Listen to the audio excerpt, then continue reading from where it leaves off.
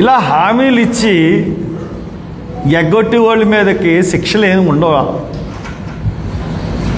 ఈసారి నేను కానీ మళ్ళీ పార్లమెంట్కి వెళ్తే ఈ దొంగ హామీలు ఇచ్చిన వాళ్ళ మీద 420 కేసు పెట్టి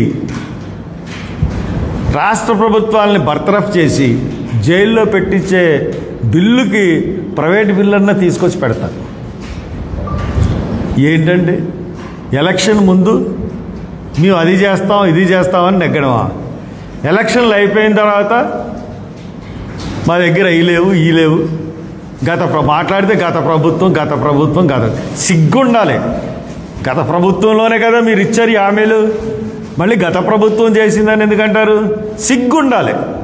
ఇంకెప్పుడన్నా సిగ్గుంటే మీకు నిజంగా చిత్తురు మనగల మనుషులైతే మీరు ఇప్పుడు ప్రభుత్వంలో ఉన్న పెద్దలు కానీ మంత్రులు కానీ గత ప్రభుత్వం ఊసెత్తకంటే మీకన్నాళ్ళు అన్ని పథకాలు ఇచ్చారు. వాళ్ళు గొప్పగా చేస్తారని అనట్లేదు నేను, కానీ పథకాలు ఇచ్చారు కొన్ని. మీరు ఇప్పుడు ఇవ్వలేని పథకాలు కూడా చాలా ఇచ్చారు వాళ్ళు. కాబట్టి ఇంకా నోరు మూసుకుని ఎదవేషాలు లేకుండా ఎదవ మాటలు మాట్లాడకుండా గత ప్రభుత్వం ఖజానా ఖాళీ చేసింది, రాష్ట్రానికి తీసుకెళ్ళిపోయింది.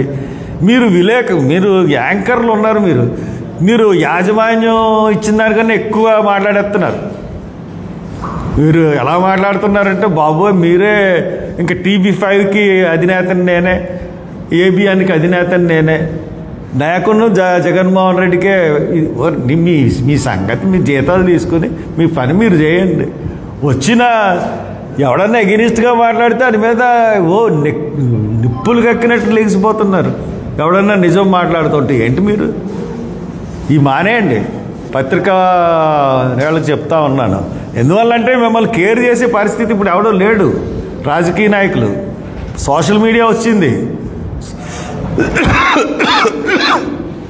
సోషల్ మీడియా వచ్చిన తర్వాత మీ టీవీలు చూస్తే ఎంత, చూడకపోతే ఎంత, మేము చెప్పిందంతా ప్రజల దగ్గరికి వెళ్తుందా లేదన్న ధీమా మాకుంది.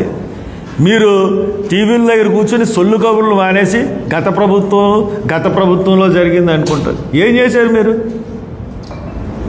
అమ్మ నిరుద్యోగులకు నిరుద్యోగ వృత్తి 3000 ఇస్తా అన్నారు, ఎత్తేసారు. ఏం చేయాలి? అరెస్ట్ చేయాలా చంద్రబాబు నిన్ను? రైతు భరోసా 20,000 ఇస్తా అన్నావు, ఎంత ఇచ్చావు? 3 విడతల్లో ఇస్తాడట. 3 విడతల్లో ఏంటి? కేంద్ర ప్రభుత్వం ఇచ్చిన 6,000 కలుపుకొని, అంటే ఇతను ఇచ్చింది 14,000, 6,000 కేంద్ర ప్రభుత్వం. మోసం కదా అది. నువ్వు ఫస్ట్ నీ హామీలో కేంద్ర ప్రభుత్వంతో కల్పిస్తానని చెప్పావా? చెప్పలేదే. తల్లికి వందనం అది బడ్జెట్ ఎంత ఖర్చు అవుతుంది? నువ్వు ఎంతగా కేటాయింపు ఇచ్చావు బడ్జెట్లో? దాంట్లోనే తెలుస్తుంది నీ నిజాయితీ, నీ యొక్క ఇది. అంటే నువ్వు పూర్తిగా ఇవ్వలేదు, చాలామందికి ఎగ్గొట్టాలని ముందుగానే ప్రిపేర్ అయ్యావు. తల్లికి వందనం, ఇంకా 1,500 రూపాయలు మహిళలకి ప్రతి నెల జగన్మోహన్ రెడ్డి ఇచ్చాడు, నువ్వు ఇవ్వలేదు. ఇస్తానన్నావు. నిన్నేం చేయాలి? ప్రాసిక్యూట్ చేయాలి. ఇంకోటి ఉచిత బస్సు 3,000 కోట్లు అవుతుంది లెక్కేశారు, చేయలేదు, ఎత్తేసాం, చేతులు ఎత్తేసాం. ఎంతమంది? మొత్తం రాష్ట్రంలో ఉన్న మహిళలందరినీ మోసగించడమే కదా. మరి 420 అనకుండా మోసగించే సెక్షన్ ఏమంటారు? ఆ కేసు పెట్టాలి మీ మీద, మీ మంత్రివర్గం మీద, మీ మీద, మీ పార్టీ మీద. లేకపోతే ఇక ఏం చూసుకొని మీకు బడ్జెట్ అంటే ఏంటి? బడ్జెట్లో ఏముంది అసలు? 50 సంవత్సరాలు దాటిన ప్రతి ఒక్కరికి కూడా SC BC మైనారిటీలకి ఇచ్చేస్తాం పెన్షన్లు అన్నారు. దాని ఊసేమన్నా ఉందా? దాని ఊసలేదు. పోనీ ఆటో డ్రైవర్లకు 15,000 ఇస్తా అన్నారు, ఉందా? లేదు. పోనీ చేనేత కార్మికులకు 24,000 ఇస్తా అన్నారు, ఉందా? లేదు. మరి మీరు బీసీలకి 5,000 కోట్లతో ఒక నిధి ఏర్పాటు చేస్తాం, వాళ్ళకి రక్షణకి ఒక చట్టం తయారు చేస్తామన్నారు, దాని మౌసు ఉందా బడ్జెట్లో? లేదు. బీసీలుగా ఏం చేశారు? ఇకపోతే డ్వాక్రా సంఘాలకు వడ్డీ లేని రుణాలు ఇస్తానన్నారు. దానికి కేటాయించింది ఎంత, కేటాయించాల్సిందంతా కేటాయించింది ఎంత? 10 లక్షల రూపాయలు కాదు కదా, ₹1,00,000 రుణం కూడా ఇవ్వలేని పరిస్థితులకి తీసుకొచ్చారు. తర్వాత 25 లక్షలు ఆరోగ్య బీమా చేయిస్తా అన్నారు ప్రతి కుటుంబానికి. ప్రతి కుటుంబంలో, రాష్ట్రంలో ఉన్న ప్రతి కుటుంబానికి 25 లక్షల ఆరోగ్య బీమా. ఏమైంది? వేట విరామ సమయంలో 20,000 ఇస్తానని అంటున్నారు. బడ్జెట్లో కేటాయింపులు దాని గురించి అరకొరగా ఉన్నాయి. తర్వాత బీపీ షుగర్ వ్యాధులకు మందులు ఇస్తా అన్నారు. మరి ఆరోగ్య బడ్జెట్ పెంచేసే దాంట్లో అదే ఎందుకు మెన్షన్ చేయలేదు మీ బడ్జెట్ స్పీచ్లో? అంటే అది కూడా ఇస్తానన్న ప్రామిస్ అప్పుడు ఖచ్చితంగా చెప్పారు కదా, బీపీకి షుగర్కి వ్యాధిగ్రస్తులకు ఉచిత మందులు మేము ఇస్తామని. అంటే ఇప్పుడు ఇవ్వలేకపోతున్నారు. ఉచిత ఇసుకంటే ఇంకా అది మనకి మీరు ఇచ్చే ఉచిత ఇసుక మీ ఎమ్మెల్యేలకు ఉచిత ఇసుక ఇస్తున్నారు. నేను మీలో ఎవరన్నా ఎప్పుడన్నా రాగలిగితే డ్రెస్ అని తీసుకుని మీరు ఎవరన్నా మీ తెలుగుదేశం వాళ్ళు ఎవరన్నా మా ఇంటికి రాగలితే మీరు నిర్ణయించిన లేదా ప్రెస్ వాళ్ళు నిర్ణయించిన ఒక ఇసుక రేవుకి వెళ్దాం. అక్కడ ఉచిత ఇసుక ఎలాగా పంపిణీ అవుతుందో చూద్దాం. ఛాలెంజ్ చేస్తున్నాను మీ తెలుగుదేశం లీడర్లు ఎవరికన్నా సరే, అంటే నా స్థాయికి సరిపడే లీడర్లు, ఒక ఎక్స్ఎంపీ కానీ, ఒక ఎమ్మెల్యే కానీ, ఎక్స్ఎమ్మెల్యే కానీ ఎవరన్నా సరే రండి మనం వెళ్దాం. ఒక ఎక్స్ఎంపీ అయితే చాలా సంతోషం. మీరు ఎవరన్నా వస్తే నేను వస్తాను, ప్రెస్ వాళ్ళు డిసైడ్ చేస్తారు. ఇక్కడికి వచ్చిన తర్వాత వెళ్దాం. మీరు ప్రెస్ వాళ్ళు డిసైడ్ చేస్తే ఇసుక ర్యాంప్కి వెళ్దాం. ఎంత ఉచిత ఇసుక ఇచ్చేస్తున్నారో చూద్దాం. తర్వాత అన్నిటికన్నా దారుణం ఎస్సీలను మోసం చేయడం. 77 జీవో ఇచ్చాడు జగన్. దాంట్లో జగన్ ఇచ్చిన జీవోలో మేము చిన్నప్పటి నుంచి ఫీజు రియంబర్స్మెంట్ చదువుకుని ఈ స్థాయికి వచ్చాం.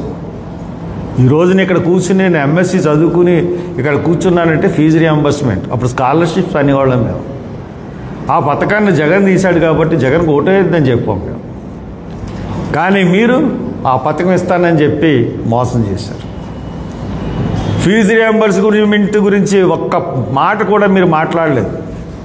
బడ్జెట్లో ఒక్క మాట మీరు మాట్లాడలేదు. బీసీలకి స్టడీ సెంటర్లు పెడతా అన్నారు, ఎస్సీల స్టడీ సెంటర్ల గురించి మీరు మాట్లాడలేదు. అలాగే కుల వ్యవస్థని నిర్మూలన చేయడానికి,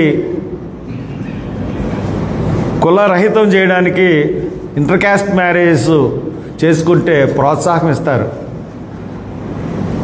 ఆ దాన్ని కూడా తీస్తారు జగన్. అది ఇస్తా అన్నారు, అది ఇవ్వలేదు. అలాగే ఎన్నో పథకాలు, ఎస్సీ పథకాలు, బుక్ స్కీమ్ అని కానీ లేకపోతే చాలా స్కీములు,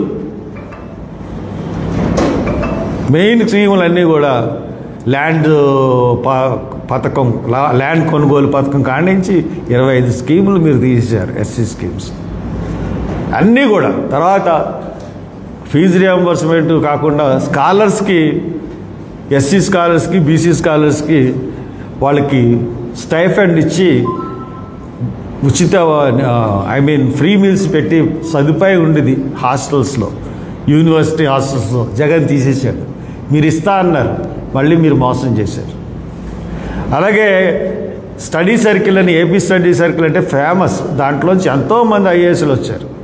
అటువంటి స్టడీ సర్కిల్ అన్నిటికీ కూడా మీరు స్టైఫండ్ ఇచ్చి అక్కడ విద్యార్థులు చదువుకున్నానికి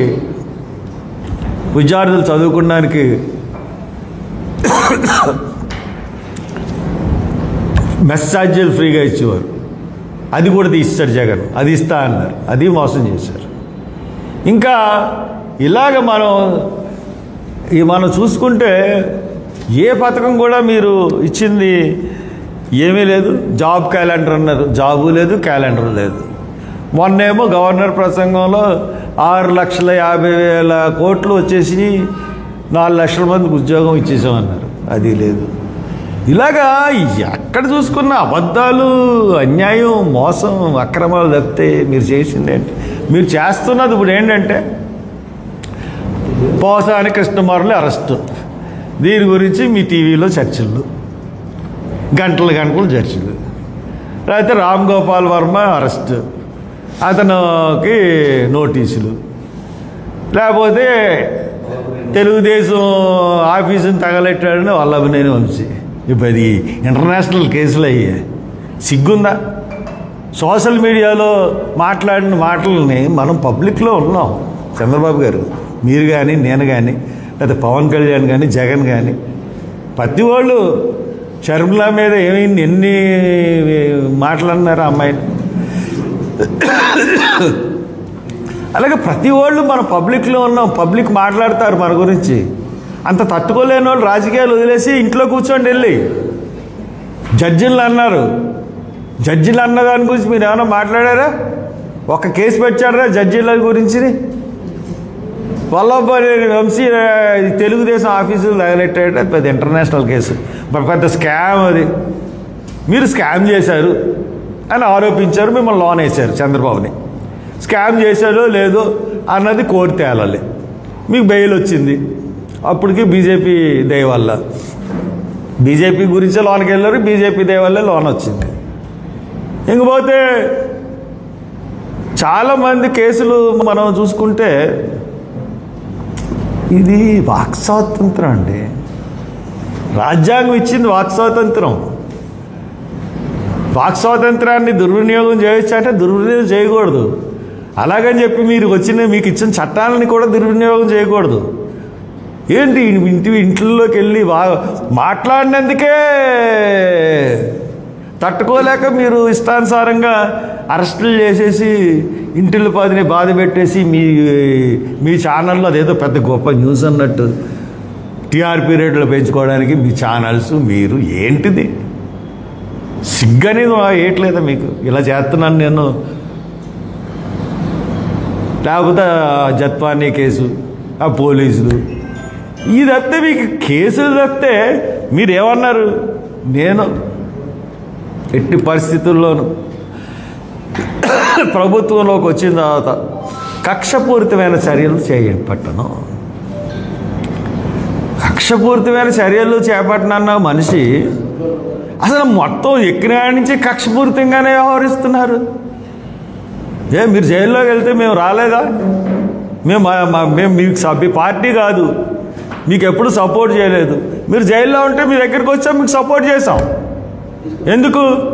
ఒక అన్యాయంగా కేసు పెట్టారేమో, బయట డిగ్రీ అన్న భయంకరంగా ఉంది, ఆయన తట్టుకుంటాడో లేదు పెద్ద ఆయన అని చెప్పి మేము వచ్చాం, సపోర్ట్ చేసాం, మీకు అండగా నించున్నాం ప్రభుత్వానికి వ్యతిరేకంగా. అది గుర్తుపెట్టుకోండి. మీరు కూడా మీ ప్రభుత్వంలో ఉన్నవాళ్ళు మానవత్వాన్ని అది ప్రదర్శించండి, పవన్ కళ్యాణ్ కానీ మీరు కానీ. అంతేగాని రెడ్ బుక్ రాజ్యాంగం, మీరు ప్రభుత్వం, మీరు ప్రజలందరూ మీ మనుషులు, ఇంక్లూడింగ్ జగన్ ఇట్ సెల్ఫ్, సమానంగా చూడండి, సమాన న్యాయం అందించండి. అంతేగాని ఇటువంటి కేసులు ఏంటిది? రాష్ట్రాన్ని ఎక్కడ తీసుకెళ్ళిపోదాం అనుకుంటున్నారు? It's not good. బడ్జెట్ మట్టుకు టోటల్గా ఫెయిల్యూర్. 420 బడ్జెట్, ఇంకా అంతగానే ఎక్కువ చెప్పలేను దీని గురించి. I'm very sorry to say this, mister Chandrababu Naidu, you are totally failed as a CM. Thank you.